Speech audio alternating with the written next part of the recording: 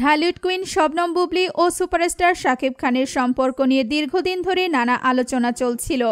তবে সম্প্রতি একটি হৃদয়গ্রাহী দৃশ্য যেন সব জল্পনার অবসান ঘটালো।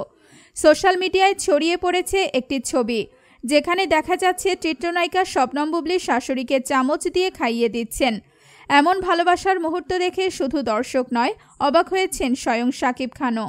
জানা গেছে, শাকিব খানের পরিবারের সঙ্গে এখন বেশ ঘনিষ্ঠ সম্পর্ক গড়ে তুলেছেন বুবলি।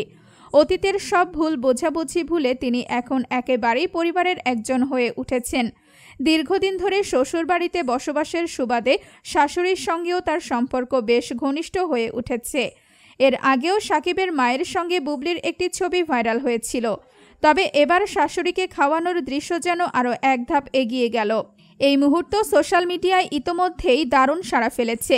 অনেকেই বলছেন এটাই হচ্ছে সত্যিকারের পরিবার। আপনার মতামত কি? কমেন্ট করে জানিয়ে দিন।